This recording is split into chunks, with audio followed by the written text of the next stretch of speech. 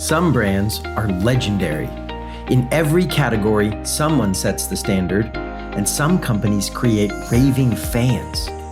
Join Scott Wozniak and Caitlin Johnson of Swaz Consulting as we dig into the tactics and tools behind great organizations. How did the legends do it? And how can you become a legendary brand too? All right, Scott. So we're talking about Legendary Brands Academy, which is the newest and latest online subscription program that you developed because of customer insights. Yes, that's what we talked about in our last episode. Right. So now with these customer insights, they can tell you so many things. Yeah. So what I would, one, they told you about this solution that they're looking for, which you've now provided. And then two, talk to me about what is the actual experience, because that's what you're all about, is creating legendary experiences, customer experiences.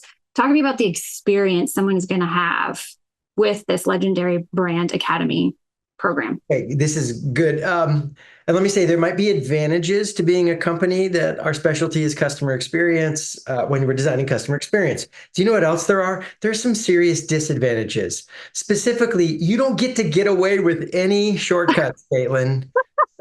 Because you know what works, right? But not even that. I'm literally going to tell them, do this, don't do that. And then if I don't do it myself, it's could not be more obvious, right? Right. Absolutely. So it's ended up being a lot more work than I hoped it would be. I'm the optimist, I'm like, it's going to be great. And we'll just whip it together over a weekend. It'll be great. And then my team who knows all this stuff, I can't tell you how many times they're like, well, aren't we going to add this personal touch? Ooh, the personal touch gear. Yep. I mean, I'll give you a real example, right?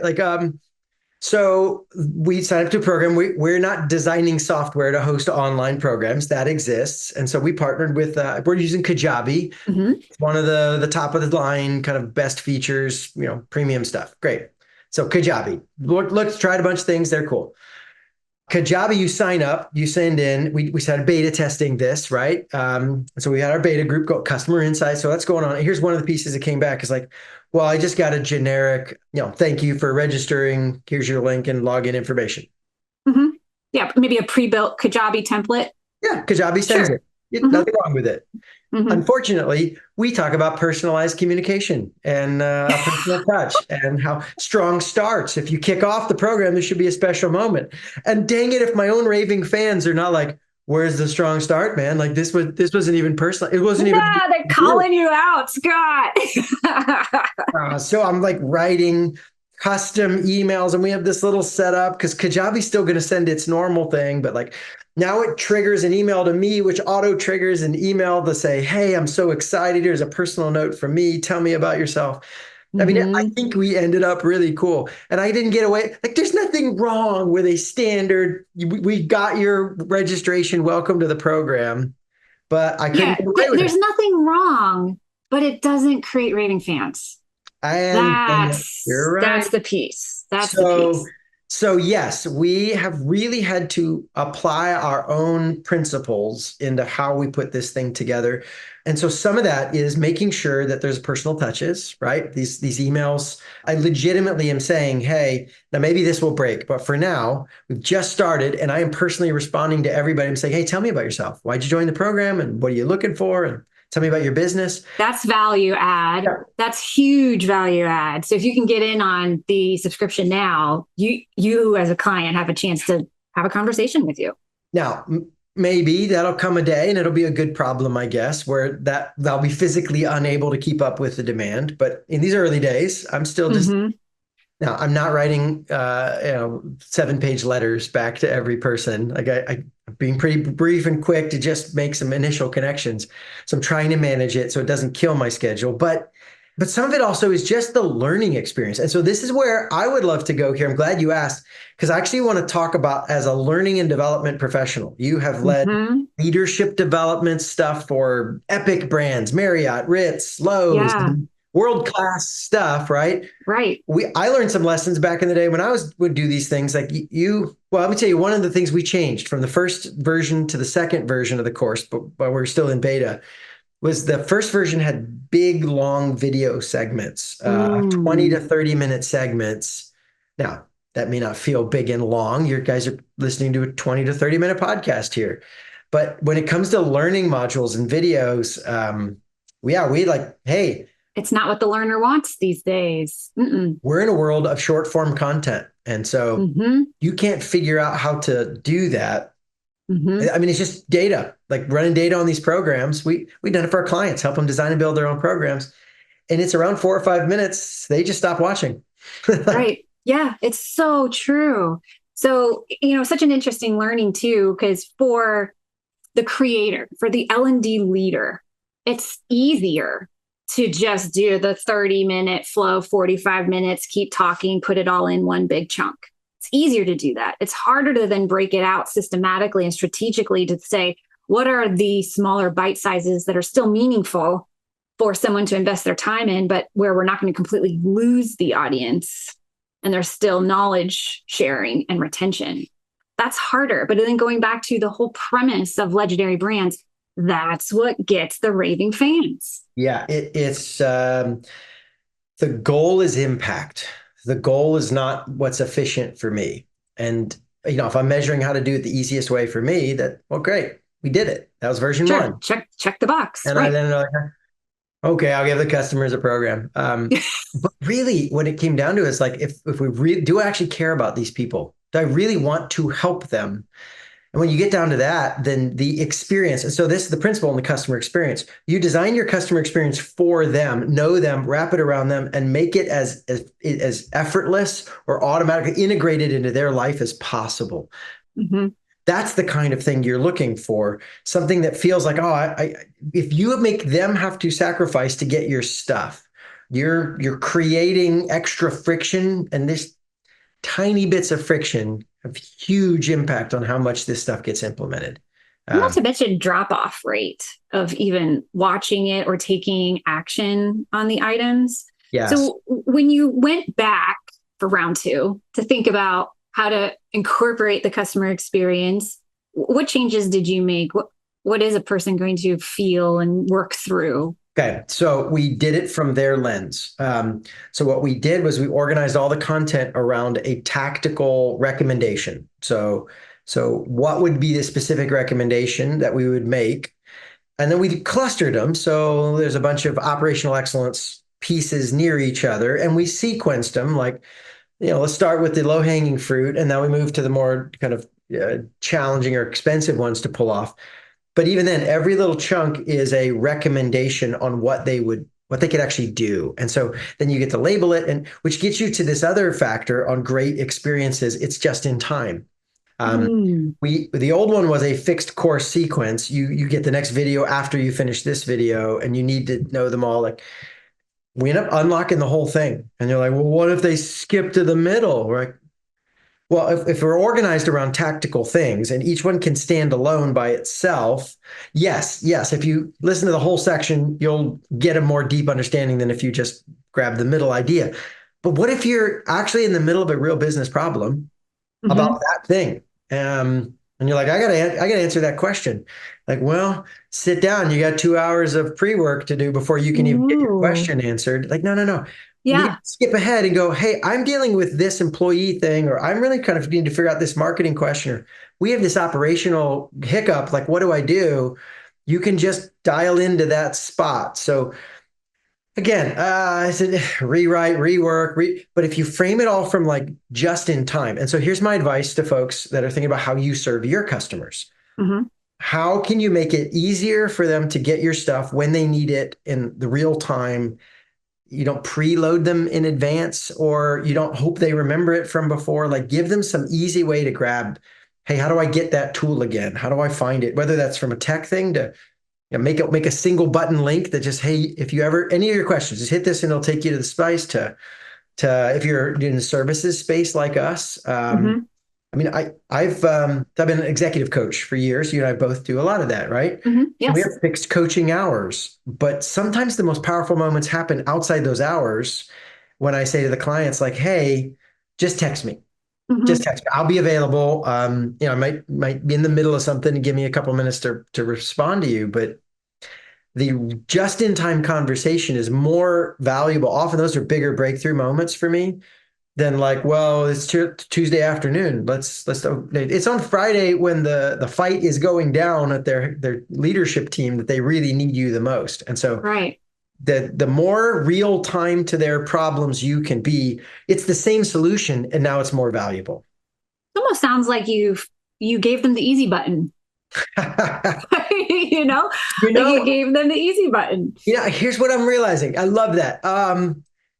If you want to make the easy button, that's a lot more work on me. I tried to give myself the easy button in the first round. First round, easy button for Scott and And SWAS consultants, right? and that is not Raving Fans customer experience. You're exactly right about that. It's easy button for them, and I'll do the extra work so that you Mm-hmm. make it easier. Yeah. And I love that you can just pop into if and let me know. I think I got this correct. You can pop into any element of the gears, right? Of the customer experience Right. engine. So if you're struggling with a healthy leadership team, and that's where you want to focus first, you could figure out, okay, what are the tactical things I could do? And then I can go back to customer insights and ideate and come up with continuous improvement components. Yeah. I love that. I think I'm laughing to myself because I'm thinking of Duolingo.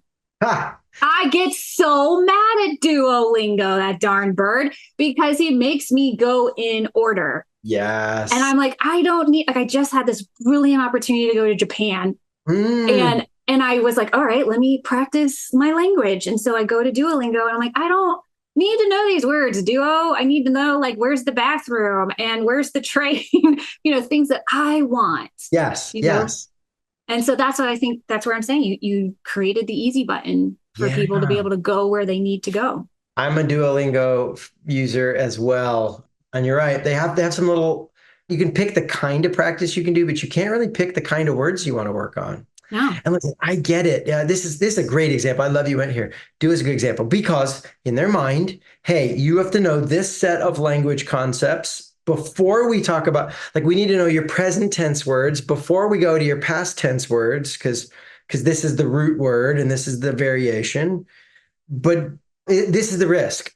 We're the experts, right? I might tell you, gosh, you need to know customer insight before you do the other things because it's going to make them smarter and better. And in my perfect world, that is the right sequence. Customer insight then drives all the other decisions.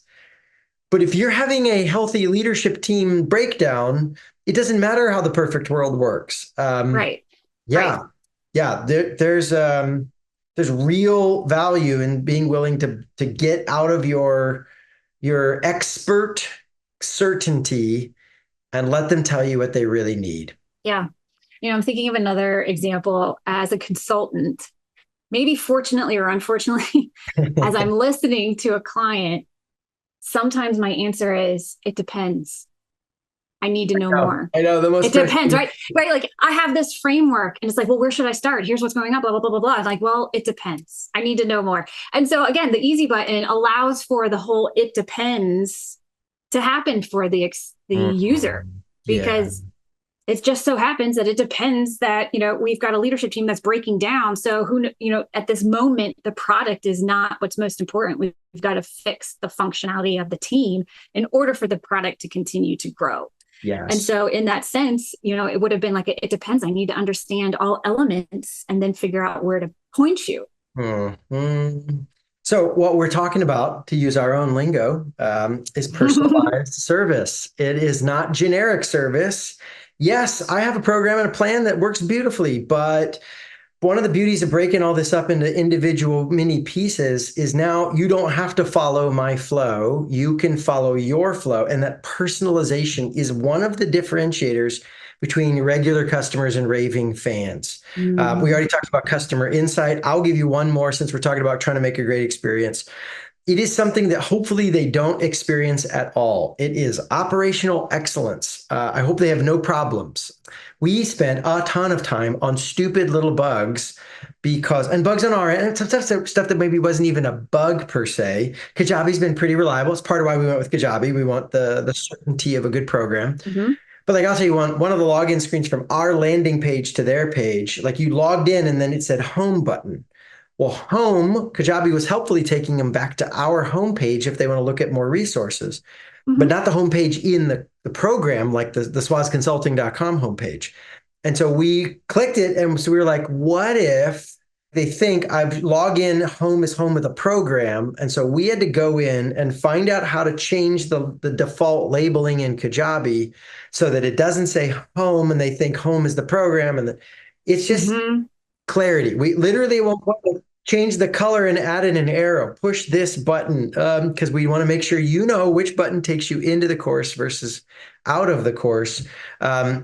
The little details, we login tested. We even set up a $1 version of the program. So the way Kajabi works, you can like set alternate versions of the course. We made a $1 version of the course. And then all of us had to go log in and buy the $1 version of the course to see how it worked at the kind of the project team, not the whole staff, but like the 5 people working on it. And no, for the record, that course is not available anymore. The $1 version is closed. We're no longer supporting that version of the software. But like we had to see what the payment process looked like. And that's where we found the receipt issue. And someone said, well, there. So all that to say, like, operational excellence, kick the tires, test the details, because no matter how cool the grand concepts are, if they have this weird little glitch where they can't log in properly, then it doesn't matter. So we had pick a better program and do extra, pressure testing for volume. And so that's one. And then I will say the one we are working on, and I'll be honest, this will be a learning curve for us, is the last piece of the engine is the memorable moments, right? All my memorable moments currently for our company, you've been a part of it. There are all these live moments with our customers that are very personal and beautiful and special. Yeah. And the whole nature of an online program is we can't do an individual memorable moment live with everybody. Like they could just physically, logistically, we can't do that. It's this come as you go, on your own schedule, get the content without somebody live. So I say all that to say, we're going to run a couple of tests, but we just started. And so TBD, maybe we should do a later episode later this year on like, hey, what did we ever figure out? Did we ever figure out memorable moments for this thing? Yeah, that's a great idea. Yeah, digitally. So we're gonna figure out digital memorable. We have ideas. We've read some books, but I can't say that we've done it and gotten the response back so I'm not willing to like promote this is the solution, because everything we promote is things that we know actually work, and don't know if these work yet. We'll find out if anybody cares about our memorable moments ideas. Yeah. Well, I would think so. Because it's part of, you've seen it work so many times in other organizations where that is a key component, right? So, I think, I think what you just said there is really critical, because the resilience and the trust of the gears and the system is so critical. And it goes back to, again, it's easy as the creator, the leader, the person in the organization to just say, nah, our customers don't need that. But again, when you're really going after the raving fans, all of those core components are important. Thanks for spending some time with us on your journey to legendary. If you enjoyed this episode and want more content like this, you may want to sign up for our newsletter.